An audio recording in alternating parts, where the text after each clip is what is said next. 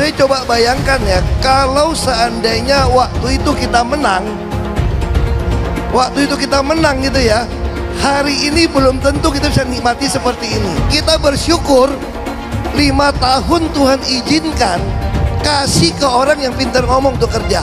Coba kalau kita bayangkan gitu ya, kalau kemarin saya masih jadi gubernur, ini saya udah turun ini. Gak boleh yang namanya komisaris itu berpolitik.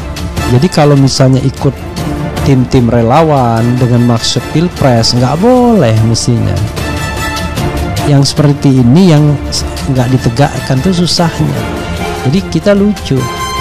Kalau kita ikut aktif di Anies, pasti dipecat tuh komisarisnya. Tapi kalau aktif di kekuasaan, aktif di Ganjar misalnya, nggak dipecat. Kan ini kan nggak fairnya di situ. Memang itu tidak boleh berkampanye nantinya. Kenapa sih Bapak harus ngomong seperti itu? Atau Bapak ini belum bisa move on? Kelebihan dari Pak Anies bukan hanya pintar ngomong, Pak. Pemimpin itu memang harus pintar ngomong. Tetapi Pak Anies itu selain pintar ngomong, dia juga pintar untuk bekerja. Kerjanya bukan marah-marah aja, seperti yang Bapak lakukan terlebih dahulu.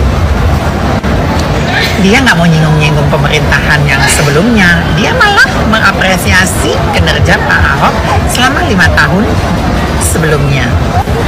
Tapi Pak Ahok kenapa berbicara demikian? Memang tidak menyebutkan nama, tapi tertuju kepada Pak Anies.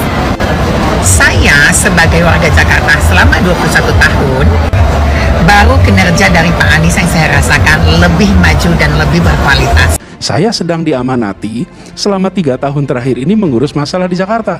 Apakah masalahnya baru mulai 3 tahun terakhir? Tidak, masalahnya sudah ada lama.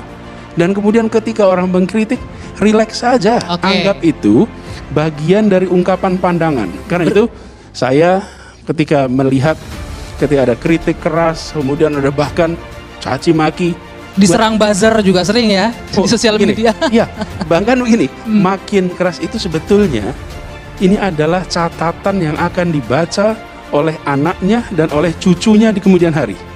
Dan ketika saya hari ini menjawab, jawaban saya juga jawaban yang akan direkam. Ini beda dengan dulu ketika catatan itu tidak ada.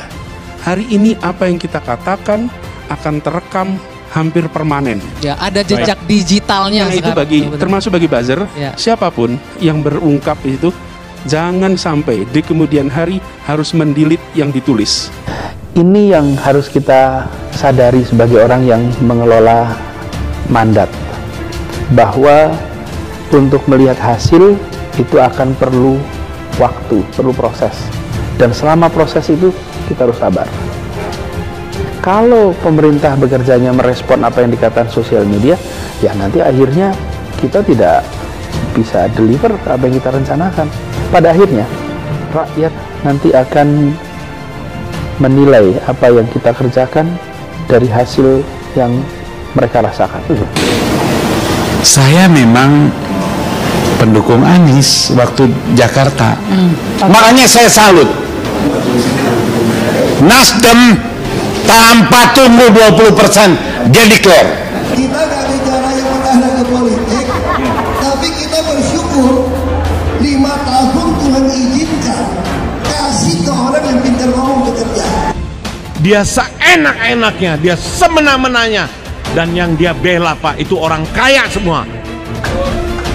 Penggusuran itu menggunakan uang dari pengembang. Nah jadi konkret dah Pak. Langsung kita declare lawan komunis baru, Ahok. Ini buat engkau ya, Koh. Kalau nama baik engkau pengen kembali lagi, kalau elektabilitas engkau itu pengen naik, nggak perlu kok menjatuhkan nama baik orang di depan umum, merendahkan orang di depan umum, menghina orang di depan umum, nggak perlu. Engkau kan sekarang dikasih tanggung jawab tuh sama negara, ya, dikasih kerjaan sama negara. Bekerja aja dengan baik kok, bekerja aja dengan jujur kok, ya. Jangan sampai kerjaan kau itu acak-acakan, kena kerugian. Yang penting kan jangan begitu kok. Kerja aja yang baik, nggak perlu menjatuhkan nama orang, ya. Karena kalau ada kaitannya dengan pencapresan, jangan lupa komisaris utama nggak boleh berpolitik, ya kan? Tidak boleh berpolitik. Kalau cuma sekedar kangen-kangenan, oke lah. Tapi kalau itu dimaksudkan sebagai cikal bakal menjadi backbone-nya Ganjar, nggak boleh. Jangan lupa, tidak boleh berpolitik yang namanya komisaris BUMN, ya. Itu yang harus one thing for sure. Kok tidak boleh berkampanye? Tidak boleh berkampanye, ya. Jadi komisaris BUMN